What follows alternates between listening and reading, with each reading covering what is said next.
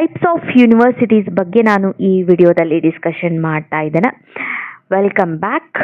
ಯೂನಿವರ್ಸಿಟೀಸ್ಗಳ ಟೈಪ್ಸ್ಗಳಲ್ಲಿ ಒಂದು 5-6 ರೀತಿಯಾದಂತಹ ಟೈಪ್ಸ್ಗಳು ಬರ್ತವೆ. Central university, private university, deemed, autonomous, open university, ಈ ರೀತಿ ಬೇರೆ ಬೇರೆ ಟೈಪ್ಸ್ಗಳು ಬರ್ತವೆ. ಈ ಒಂದು ವಿಡಿಯೋದಲ್ಲಿ ಎಲ್ಲವನ್ನು ನಾನು ನಿಮಗೆ ಒಂದೊಂದಾಗಿ ಡಿಸ್ಕಷನ್ ಮಾಡ್ತಾ ಹೋಗ್ತಾ ಇದ್ದೀನಿ. ಸೊ ವಿಡಿಯೋ ಇಷ್ಟ ಆದರೆ ಲೈಕ್ ಮಾಡಿ ಅಂತ ಹೇಳ್ತಾ, ಫಸ್ಟ್ ಬಂದು ಸೆಂಟ್ರಲ್ ಯೂನಿವರ್ಸಿಟೀಸ್. ಸೆಂಟ್ರಲ್ ಯೂನಿವರ್ಸಿಟೀಸ್ ಅಂದರೆ these are established by an act of ಪಾರ್ಲಿಮೆಂಟಲ್ಲಿ ಒಂದು ಆ್ಯಕ್ಟನ್ನು ಪಾಸ್ ಮಾಡೋದ್ರ ಮೂಲಕ ಈ ಯೂನಿವರ್ಸಿಟೀಸ್ಗಳನ್ನು ಸ್ಥಾಪನೆ ಮಾಡ್ತಾರೆ. Are funded and administered mainly by central government of India. ನಮ್ಮ ಭಾರತದ ಸರ್ಕಾರ ಏನಿದೆ, ಭಾರತೀಯ ಸರ್ಕಾರ, ಕೇಂದ್ರ ಸರ್ಕಾರ ಇದು ಫಂಡನ್ನು ನೀಡುತ್ತೆ. ಹಾಗೆಯೇ ಅಡ್ಮಿನಿಸ್ಟ್ರೇಷನ್ ಅಥವಾ ಮ್ಯಾನೇಜ್ಮೆಂಟ್ ಒಂದು ಸೆಂಟ್ರಲ್ ಗೌರ್ಮೆಂಟ್ ಕೈಯಲ್ಲಿ, ಸೆಂಟ್ರಲ್ ಗೌರ್ಮೆಂಟ್ ಹಿಡಿತದಲ್ಲಿ ಇರುತ್ತೆ. ಸೊ ಇವುಗಳಿಗೆ ನಾವು ಸೆಂಟ್ರಲ್ ಯೂನಿವರ್ಸಿಟೀಸ್ಗಳು ಅಂತ ಹೇಳ್ಬೋದು. These universities created by central government through parliament to provide higher education and promote teaching and research at national level. ಈ ಸೆಂಟ್ರಲ್ ಯೂನಿವರ್ಸಿಟೀಸ್ಗಳು ಯಾವಾಗಲಿದ್ರು ನ್ಯಾಷನಲ್ ಲೆವೆಲ್ ಕವರ್ ಮಾಡ್ತವೆ.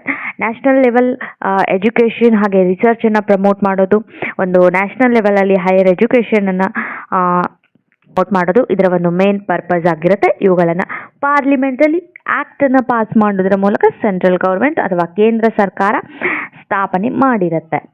ಕೀ ಫೀಚರ್ಸ್ ಬಂದು established under central act under ಇವು establishment ಆಗಿರ್ತವೆ. ಆಮೇಲೆ visitor, president of India is the visitor of central university. ಯಾವಾಗಲಿದ್ರು usually visitor ಯಾರಾಗಿರ್ತಾರೆ ಅಂದರೆ ಪ್ರೆಸಿಡೆಂಟ್ ಆಫ್ ಇಂಡಿಯಾ, ರಾಷ್ಟ್ರಪತಿಗಳು ಈ ಸೆಂಟ್ರಲ್ ಯೂನಿವರ್ಸಿಟಿಯ ವಿಸಿಟರ್ ಆಗಿರ್ತಾರೆ. ಫಂಡೆಡ್ ಬೈ ಯೂನಿಯನ್ ಗೌರ್ಮೆಂಟ್, ಅಂದರೆ ಸೆಂಟ್ರಲ್ ಗೌರ್ಮೆಂಟ್ ಇದಕ್ಕೆ ಫಂಡನ್ನು ನೀಡುತ್ತೆ. Recognised under UGC act 1956. UGC act ಏನಿದೆ 1956, ಈ ಒಂದು ಆ್ಯಕ್ಟ್ ಅಡಿಯಲ್ಲಿ ಈ ಸೆಂಟ್ರಲ್ ಯೂನಿವರ್ಸಿಟೀಸ್ಗಳನ್ನು ರಿಕಗ್ನೈಸೇಷನ್ ಮಾಡಿರ್ತಾರೆ. Have national importance. ಈ ಸೆಂಟ್ರಲ್ ಯೂನಿವರ್ಸಿಟೀಸ್ಗಳಿಗೆ ತಮ್ಮದೇ ಆದಂತಹ ಒಂದು ನ್ಯಾಷನಲ್ ಇಂಪಾರ್ಟೆನ್ಸ್ ಇದೆ. ನ್ಯಾಷನಲ್ ಲೆವೆಲಲ್ಲಿ ಎಜುಕೇಷನ್ ಹಾಗೆ ಒಂದು ರಿಸರ್ಚನ್ನು ಪ್ರಮೋಟ್ ಮಾಡೋ ಸಲುವಾಗಿ ಇವುಗಳನ್ನು ಎಸ್ಟಾಬ್ಲಿಷ್ಮೆಂಟ್ ಮಾಡಿರ್ತಾರೆ. Examples: university of Delhi, Jawaharlal Nehru university JNU, Banaras Hindu university BHU, Aligarh Muslim university and university of Hyderabad. ಇವೆಲ್ಲ ಕೆಲವೊಂದಿಷ್ಟು ಎಕ್ಸಾಂಪಲ್ಸ್ ಸೆಂಟ್ರಲ್ ಯೂನಿವರ್ಸಿಟೀಸ್ಗಳಿಗೆ. ಸ್ಟೇಟ್ ಯೂನಿವರ್ಸಿಟೀಸ್ ಅಂತಂದರೆ ಸೇಮ್ ಸೆಂಟ್ರಲ್ ಯೂನಿವರ್ಸಿಟಿ ಥರನೇ ಸ್ಟೇಟ್ ಯೂನಿವರ್ಸಿಟಿ. ಸೆಂಟ್ರಲ್ ಯೂನಿವರ್ಸಿಟಿ ಒಂದು ನ್ಯಾಷನಲ್ ಲೆವೆಲಲ್ಲಿ ಅದು ಕಾರ್ಯನಿರ್ವಹಿಸಿದರೆ, ಸ್ಟೇಟ್ ಯೂನಿವರ್ಸಿಟೀಸ್ಗಳು ಸ್ಟೇಟ್ ಲೆವೆಲಲ್ಲಿ ಕಾರ್ಯನಿರ್ವಹಿಸ್ತವೆ. ಈ ಸ್ಟೇಟ್ ಯೂನಿವರ್ಸಿಟೀಸ್ಗಳನ್ನು established by an act of the state legislature and funded by state government. ಇವುಗಳನ್ನು ಸ್ಟೇಟ್ ಲೆಜಿಸ್ಲೇಚರಲ್ಲಿ ಒಂದು ಆ್ಯಕ್ಟನ್ನು ಪಾಸ್ ಮಾಡೋದ್ರ ಮೂಲಕ ಎಸ್ಟಾಬ್ಲಿಷ್ಮೆಂಟ್ ಮಾಡ್ತಾರೆ. ಹಾಗೆಯೇ ಫಂಡೆಡ್ ಬೈ ಸ್ಟೇಟ್ ಗೌರ್ಮೆಂಟ್ ಇದಕ್ಕೆ ಫಂಡ್ ಆ್ಯಂಡ್ ಅಡ್ಮಿನಿಸ್ಟ್ರೇಷನ್ ಮಾಡ್ತಾ ಇರುತ್ತೆ. Key features: largest number of universities in India. ಭಾರತದಲ್ಲಿ ಸ್ಟೇಟ್ ಯೂನಿವರ್ಸಿಟೀಸ್ಗಳ ಒಂದು ಪ್ರಮಾಣ ಜಾಸ್ತಿ ಇದೆ. ಲಾರ್ಜೆಸ್ಟ್ ನಂಬರ್ ಆಫ್ ಯೂನಿವರ್ಸಿಟೀಸ್ಗಳು ಯಾವಂದರೆ ಸ್ಟೇಟ್ ಯೂನಿವರ್ಸಿಟೀಸ್ಗಳು. ಅಫಿಲೇಟಿಂಗ್ ಯೂನಿವರ್ಸಿಟೀಸ್, ಈ ಸ್ಟೇಟ್ ಯೂನಿವರ್ಸಿಟೀಸ್ಗಳು ಯಾವಾಗಲೂ ಅಫಿಲೇಟಿಂಗ್ ಯೂನಿವರ್ಸಿಟೀಸ್ ಅಂದರೆ ಇವು ಒಂದು ಕಾಲೇಜ್ ಅಥವಾ ಒಂದು ಇಂಡಿವಿಜುವಲ್ ಇನ್ಸ್ಟಿಟ್ಯೂಷನ್ಗೆ ರಿಕಗ್ನೈಸೇಷನನ್ನು ನೀಡ್ತವೆ ಅಥವಾ ಅಫಿಲೇಷನನ್ನು ನೀಡ್ತವೆ. ಹಾಗೆಯೇ governed by state government and UGC. ಈ ಸ್ಟೇಟ್ ಯೂನಿವರ್ಸಿಟೀಸ್ಗಳು ಯಾವಾಗಲಿದ್ರು ಸ್ಟೇಟ್ ಗೌರ್ಮೆಂಟ್ ಹಾಗೆ UGC ಅಂಡರ್ ಕಾರ್ಯನಿರ್ವಹಿಸ್ತವೆ. ಪ್ರೊವೈಡ್ ಹೈಯರ್ ಎಜುಕೇಷನ್ ಅಂತ ರೀಜನಲ್ ಲೆವೆಲ್ ಅಂದರೆ ಸ್ಟೇಟ್ ಲೆವೆಲಲ್ಲಿ ಹೈಯರ್ ಎಜುಕೇಷನನ್ನು ಕವರ್ ಮಾಡೋಕ್ಕೆ, ಪ್ರೊವೈಡ್ ಮಾಡೋಕ್ಕೆ ಈ ಸ್ಟೇಟ್ ಯೂನಿವರ್ಸಿಟೀಸ್ಗಳನ್ನು ಸ್ಥಾಪನೆ ಮಾಡಿರ್ತಾರೆ. Examples: Bengaluru university, university of Mumbai, Rani Chennamma university Belgaum, ಹಾಗೆಯೇ ಕರ್ನಾಟಕ ಯೂನಿವರ್ಸಿಟಿ ಧಾರವಾಡ. ಇವೆಲ್ಲ ಬೆಸ್ಟ್ ಎಕ್ಸಾಂಪಲ್ಸ್ ಯಾವುದಕ್ಕೆ ಅಂದರೆ ಸ್ಟೇಟ್ ಯೂನಿವರ್ಸಿಟೀಸ್ಗಳಿಗೆ. ಇದಾದಮೇಲೆ ಡೀಮ್ಡ್ ಯೂನಿವರ್ಸಿಟೀಸ್ಗಳಿಗೆ ಡೀಮ್ಡ್ ಟು ಬಿ ಯೂನಿವರ್ಸಿಟಿ ಅಂತಲೂ ಹೇಳ್ತಾರೆ. ಎರಡು ನೇಮ್ ಸೇಮ್. ಡೀಮ್ಡ್ ಯೂನಿವರ್ಸಿಟಿ ಅಂದರೆ deemed university is a higher educational institution that declared a university by central government on recommendation of university grants commission under section 3 of the UGC act 1956. ಈ deemed university ಅಂದರೆ ಈ university grant commission act ಏನಿದೆ 1956, ಇದರ ಒಂದು ಅಡಿಯಲ್ಲಿ central government ಏನು ಮಾಡುತ್ತೆ, UGC recommendation ಕೆಲವೊಂದಿಷ್ಟು ಇನ್ಸ್ಟಿಟ್ಯೂಷನ್ಸ್ಗಳನ್ನು ಯೂನಿವರ್ಸಿಟಿ ಅಂತೇಳಿ ಡಿಕ್ಲರೇಷನ್ ಮಾಡುತ್ತೆ. ಅವುಗಳಿಗೆ ಡೀಮ್ಡ್ ಯೂನಿವರ್ಸಿಟಿ ಅಥವಾ ಡೀಮ್ಡ್ ಟು ಬಿ ಯೂನಿವರ್ಸಿಟಿ ಅಂತ ಕರೀತಾರೆ. Key features of deemed university has academic autonomy. ಅಂದರೆ ಈ ಡೀಮ್ಡ್ ಯೂನಿವರ್ಸಿಟೀಸ್ಗಳಿಗೆ ಒಂದು ಫ್ರೀಡಮ್ ಇರುತ್ತೆ. ಅದು ತನ್ನದೇ ಆದಂತಹ ಸಿಲೆಬಸನ್ನು, ಕರಿಕ್ಯುಲಮ್ ಅಥವಾ ಟೀಚಿಂಗ್ ಲರ್ನಿಂಗ್ ಮೆಥಡನ್ನು, ಹಾಗೆಯೇ ತನ್ನ ಓನ್ ಎಕ್ಸಾಮಿನೇಷನ್ ಆ್ಯಂಡ್ ಇವ್ಯಾಲ್ಯುವೇಷನ್ ಸಿಸ್ಟಮನ್ನು ಅದು ಪ್ರಿಪ್ರೇಷನ್ ಮಾಡ್ಕೊಳ್ಬೋದು. ಆ ರೀತಿ ಅದಕ್ಕೆ ಫ್ರೀಡಮ್ ಇರುತ್ತೆ. Can design its own syllabus and course. ಅದು ತನ್ನದೇ ಆದಂಥ ಒಂದು ಸಿಲೆಬಸನ್ನು ಅಥವಾ ಕೋರ್ಸ್ ಪ್ರೋಗ್ರಾಮನ್ನು ಪ್ರಿಪ್ರೇಷನ್ ಮಾಡ್ಕೊಳ್ಳುತ್ತೆ. Can conduct the exams and award the degrees under their own names. ಈ ಡೀಮ್ಡ್ ಯೂನಿವರ್ಸಿಟೀಸ್ಗಳು ತನ್ನದೇ ಆದಂತಹ ಒಂದು ನೇಮ್ ಅಂಡರ್ ಡಿಗ್ರಿ ಸರ್ಟಿಫಿಕೇಟ್ಸ್ಗಳನ್ನು ನೀಡ್ತವೆ. Not affiliating institutions. ಇವು ಯಾವುದೇ ರೀತಿ ಬೇರೆ ಬೇರೆ ಇನ್ಸ್ಟಿಟ್ಯೂಷನ್ಸ್ಗಳಿಗೆ ಅಫಿಲೇಷನ್ ಅಥವಾ ರಿಕಗ್ನೈಸೇಷನನ್ನು ನೀಡೋದಿಲ್ಲ. Granted status by central government on UGC advice. ಈ ಡೀಮ್ಡ್ ಯೂನಿವರ್ಸಿಟೀಸ್ಗಳು UGC ರೆಕಮೆಂಡೇಶನ್ ಒಂದು ಯೂನಿವರ್ಸಿಟಿ ಸ್ಟೇಟಸನ್ನು ಹೊಂದಿರ್ತವೆ. ಸೆಂಟ್ರಲ್ ಗೌರ್ಮೆಂಟ್ ಅವುಗಳಿಗೆ ಯೂನಿವರ್ಸಿಟಿ ಸ್ಟೇಟಸನ್ನು ನೀಡಿರುತ್ತೆ. Example: Tata institute of social science, Symbiosis ಹಾಗೂ VIT Vellore institute of technology. ಇವೆಲ್ಲ best examples for deemed university. ಇದಾದ ಮೇಲೆ ಅಟಾನಮಸ್ ಯೂನಿವರ್ಸಿಟೀಸ್. ಈ ಅಟಾನಮಸ್ ಯೂನಿವರ್ಸಿಟೀಸ್ಗಳು ಸಹಿತ ಡೀಮ್ಡ್ ಯೂನಿವರ್ಸಿಟೀಸ್ಗಳ ಜೊತೆಗೆ ಸ್ವಲ್ಪ ಸಿಮಿಲಾರಿಟಿ ಇರುತ್ತೆ. ಅಟಾನಮಸ್ ಯೂನಿವರ್ಸಿಟಿ ಅಂದರೆ ಈ ಅಟಾನಮಸ್ ಯೂನಿವರ್ಸಿಟೀಸ್ಗಳಿಗೆ ತನ್ನದೇ ಆದಂತಹ ಸಿಲೆಬಸನ್ನು ಪ್ರಿಪರೇಷನ್ ಮಾಡೋಕ್ಕೆ, ಕರಿಕ್ಯುಲಮ್, ಎಕ್ಸಾಮಿನೇಷನ್ ಆ್ಯಂಡ್ ಇವ್ಯಾಲ್ಯುವೇಷನ್ ಮೆಥಡ್ಸ್ಗಳನ್ನು ಡಿಸೈಡ್ ಮಾಡೋಕ್ಕೆ ಇಲ್ಲಿ ಫ್ರೀಡಮ್ ಇರುತ್ತೆ. ಬಟ್ ಇಲ್ಲಿ ಏನಾಗುತ್ತೆ, does not lose its affiliation or recognisation. ಈ ಅಟಾನಮಸ್ ಯೂನಿವರ್ಸಿಟೀಸ್ಗಳ ಅಂಡರ್ ಏನೇನು ಕಾಲೇಜಸ್ಗಳು ಅಥವಾ ಇನ್ಸ್ಟಿಟ್ಯೂಷನ್ಸ್ಗಳು ಬರ್ತವೆ ಅವುಗಳು ಓನ್ ಸಿಲೆಬಸನ್ನು ಪ್ರಿಪ್ರೇಷನ್ ಮಾಡ್ಬೋದು. ಎಕ್ಸಾಮಿನೇಷನ್ ಆ್ಯಂಡ್ ಇವ್ಯಾಲ್ಯುವೇಷನ್ ಮೆಥಡನ್ನು ಡಿಸೈಡ್ ಮಾಡ್ಕೊಳ್ಬೋದು. ಹಾಗೆಯೇ ತನ್ನದೇ ಆದಂತಹ ಒಂದು ರೂಲ್ಸ್ ಆ್ಯಂಡ್ ರೆಗ್ಯುಲೇಷನ್ಸ್ಗಳನ್ನು ಅದು ಇಂಪ್ಲಿಮೆಂಟ್ ಮಾಡ್ಕೊಳ್ಬೋದು. ಬಟ್ ಅವುಗಳ ಒಂದು ಅಫಿಲೇಷನ್ ಅಥವಾ ರಿಕಗ್ನೈಸೇಷನ್ ಅನ್ನೋದು ಒಂದು ಪೇರೆಂಟ್ ಯೂನಿವರ್ಸಿಟಿ ಕೈಯಲ್ಲೇ ಇರುತ್ತೆ.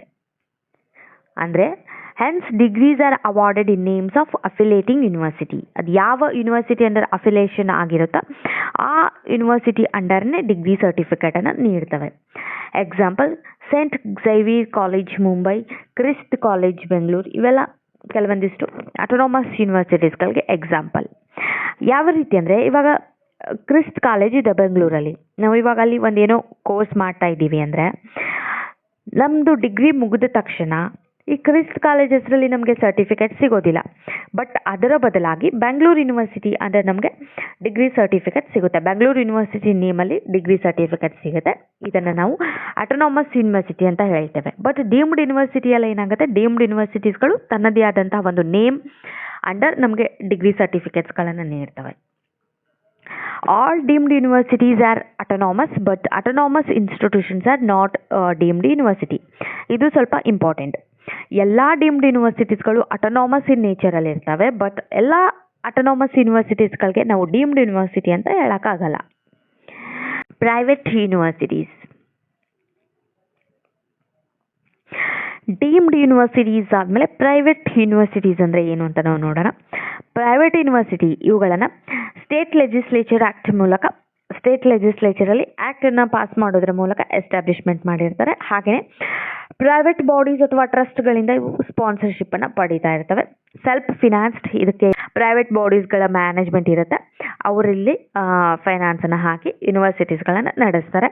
Must follow UGC regulations. ಈ ಪ್ರೈವೇಟ್ ಯೂನಿವರ್ಸಿಟೀಸ್ಗಳು ಕೂಡ UGC ರೆಗ್ಯುಲೇಷನನ್ನು ಫಾಲೋ ಮಾಡಲೇಬೇಕು. Cannot affiliate colleges. ಇವು ಯಾವುದೇ ರೀತಿ ಬೇರೆ ಬೇರೆ ಕಾಲೇಜಸ್ಗಳಿಗೆ ಅಥವಾ ಇನ್ಸ್ಟಿಟ್ಯೂಷನ್ಸ್ಗಳಿಗೆ ಅಫಿಲೇಷನನ್ನು ನೀಡೋದಿಲ್ಲ. Rapid growth after 2005.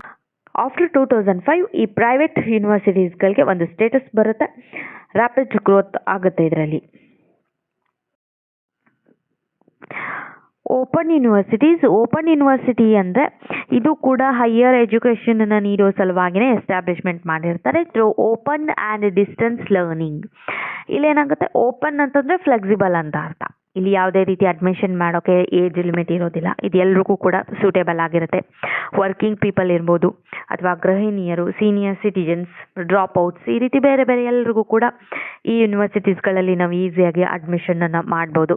ಒಂದು ಕರಿಕ್ಯುಲಮ್ ಸಿಸ್ಟಮ್ ಅನ್ನೋದು ಫ್ಲೆಕ್ಸಿಬಲ್ ಆಗಿರುತ್ತೆ. ಹಾಗೆಯೇ ಟೈಮ್ ಆ್ಯಂಡ್ ಪ್ಲೇಸ್ ಕೂಡ ಫ್ಲೆಕ್ಸಿಬಲ್ ಆಗಿರುತ್ತೆ. ಸೊ ಈ ಒಂದು ಕಾರಣಕ್ಕಾಗಿ ಇದನ್ನು ಓಪನ್ ಯೂನಿವರ್ಸಿಟಿ ಅಂತ ಕರೀತಾರೆ. Offer flexible, inclusive and learner centred education to students who can not attend regular campus based programmes.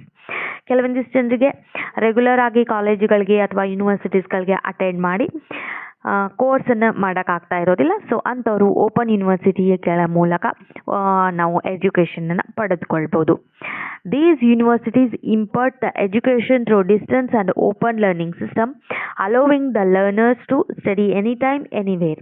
ನಾವು ಓಪನ್ ಯೂನಿವರ್ಸಿಟೀಸ್ಗಳಲ್ಲಿ ಅಡ್ಮಿಷನನ್ನು ಮಾಡೋ ಮುಖಾಂತರ ಎನಿ ಟೈಮ್ ಎನಿವೇರ್ ನಮಗೆ ಯಾವ ರೀತಿ ಫ್ಲೆಕ್ಸಿಬಲ್ ಅನಿಸುತ್ತೆ ಆ ರೀತಿ ಎಜುಕೇಷನನ್ನು ಪಡೆದುಕೊಳ್ಬೋದು.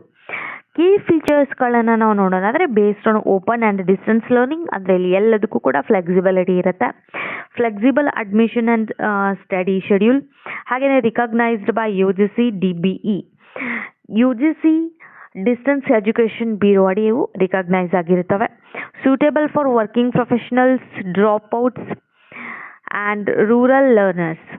ಇವ್ರಿಗೆ ಈ ರೀತಿಯಾದಂತಹ ಜನರಿಗೆ ವರ್ಕಿಂಗ್ ಪ್ರೊಫೆಷ್ನಲ್ ಇರ್ಬೋದು ಅಥವಾ ಡ್ರಾಪ್ ಔಟ್ಸ್ ಅಂತ ಹೇಳ್ತೇವೆ, ಅಥವಾ ರೂರಲ್ ಲರ್ನರ್ಸ್ ಯಾರು ಬೇರೆ ಬೇರೆ ಸಿಟೀಸ್ಗಳಿಗೆ ಹೋಗಿ ಹೈಯರ್ ಎಜುಕೇಷನನ್ನು ಮಾಡೋಕ್ಕೆ ಸಾಧ್ಯ ಆಗ್ತಾ ಇರೋದಿಲ್ವೋ ಅಂಥವ್ರಿಗೆ ಈ ಓಪನ್ ಯೂನಿವರ್ಸಿಟಿಗಳು ತುಂಬ ಯೂಸ್ಫುಲ್ ಆಗಿದ್ದಾವೆ. Degrees are equivalent to regular universities if UGC recognised. ಈ ಓಪನ್ ಯೂನಿವರ್ಸಿಟೀಸ್ಗಳು UGCಯಿಂದ ಮಾನ್ಯತೆ ಏನಾದರೂ ಪಡೆದಿದ್ರೆ ನಾವಿಲ್ಲಿ ಡಿಗ್ರೀಸ್ಗಳನ್ನು ಪಡೆದುಕೊಂಡ್ರೆ ಅವು ನಾವು ರೆಗ್ಯುಲರ್ ಕೋರ್ಸ್ ಮಾಡಿ ಯೂನಿವರ್ಸಿಟೀಸ್ಗಳಂದರೆ ಏನು ಡಿಗ್ರಿಗಳನ್ನು ತಗೊಳ್ತೇವೆ ಅದಕ್ಕೆ ಈಕ್ವಲೆಂಟ್ ಆಗಿರುತ್ತೆ ಅಂತ ಇಲ್ಲಿ ನಾವು ನೋಡ್ಬೋದು. Examples: IGNOU Indira Gandhi national open university, doctor BR Ambedkar open university, Karnataka state open university, ಇವುಗಳು ಓಪನ್ ಯೂನಿವರ್ಸಿಟೀಸ್ಗಳಿಗೆ ಎಕ್ಸಾಂಪಲ್ ಆಗ್ತವೆ. ಇದಾದಮೇಲೆ institute of national importance. Institute of national importance ಅಂತಂದರೆ ಇಲ್ಲೇನಾಗುತ್ತೆ, the government of India gives the status of institute of national importance to top institutes of India through act of parliament. ಪಾರ್ಲಿಮೆಂಟಲ್ಲಿ ಆ್ಯಕ್ಟನ್ನು pass ಮಾಡೋದ್ರ ಮೂಲಕ ಇಂಡಿಯಾದಲ್ಲಿರುವಂಥ ಒಂದು top ಇನ್ಸ್ಟಿಟ್ಯೂಷನ್ಗಳಿಗೆ ಈ institute of national ಇಂಪಾರ್ಟೆನ್ಸನ್ನು ನೀಡುತ್ತೆ. Such institutes are funded, recognised and supervised by government. ಸರ್ಕಾರನೇ ಇದಕ್ಕೆ ಫಂಡನ್ನು ಹಾಕಿ ರಿಕಗ್ನೈಸೇಷನ್ ಮಾಡಿ ಮಾನ್ಯತೆಯನ್ನು ಕೊಟ್ಟು ಸೂಪರ್ವೈಸನ್ ಮಾಡುತ್ತೆ. ಯಾಕಂತಂದರೆ ಅಕಾಡೆಮಿಕ್ಸ್ ಹಾಗೆ ರಿಸರ್ಚ್ಗಳಲ್ಲಿ ಡೆವಲಪ್ಮೆಂಟ್ ಮಾಡೋ ಸಲುವಾಗಿ, ಎಜುಕೇಷನನ್ನು ಪ್ರಮೋಟ್ ಮಾಡೋ ಸಲುವಾಗಿ ಈ ಒಂದು ಯೂನಿವರ್ಸಿಟೀಸ್ಗಳನ್ನು ಎಸ್ಟಾಬ್ಲಿಷ್ಮೆಂಟ್ ಮಾಡಿರ್ತಾರೆ. All IIT, NIT, AIMS, NIPER, ISI and some other specialized colleges or universities have been given the status of Institute of National Importance. ಈ IIT, NIT, AIMS ಹಾಗೆಯೇ NIPER ಈ ರೀತಿ ಇದ್ದಾವಲ್ಲ, ಈ ಇನ್ಸ್ಟಿಟ್ಯೂಟ್ಸ್ಗಳು ಸ್ಪೆಷಲೈಸ್ಡ್ ಕಾಲೇಜಸ್ ಅಥವಾ ಯೂನಿವರ್ಸಿಟೀಸ್ಗಳಂತ ಏನು ಹೇಳ್ತೇವೆ, ಇವುಗಳಿಗೆ ಇನ್ಸ್ಟಿಟ್ಯೂಟ್ ಆಫ್ ನ್ಯಾಷನಲ್ ಇಂಪಾರ್ಟೆನ್ಸ್ ಅಂತೇಳಿ ಕರೆದಿದ್ದಾರೆ. ಸೊ ಇವುಗಳೆಲ್ಲ ಟೈಪ್ಸ್ ಆಫ್ ಯೂನಿವರ್ಸಿಟೀಸ್ಗಳು ಈ ಒಂದು ವಿಡಿಯೋದಲ್ಲಿ central university, state university, private university ಹಾಗೆ ಡೀಮ್ಡ್ ಅಟಾನಮಸ್ ಯೂನಿವರ್ಸಿಟಿ, ಲಾಸ್ಟ್ ಬಂದು ಇನ್ಸ್ಟಿಟ್ಯೂಟ್ ಆಫ್ ನ್ಯಾಷನಲ್ ಇಂಪಾರ್ಟೆನ್ಸ್ ಅಂದರೆ ಏನು ಅಂತ ತಿಳಿಸ್ಕೊಟ್ಟಿದ್ದೇನೆ. See you next video. Thank you so much.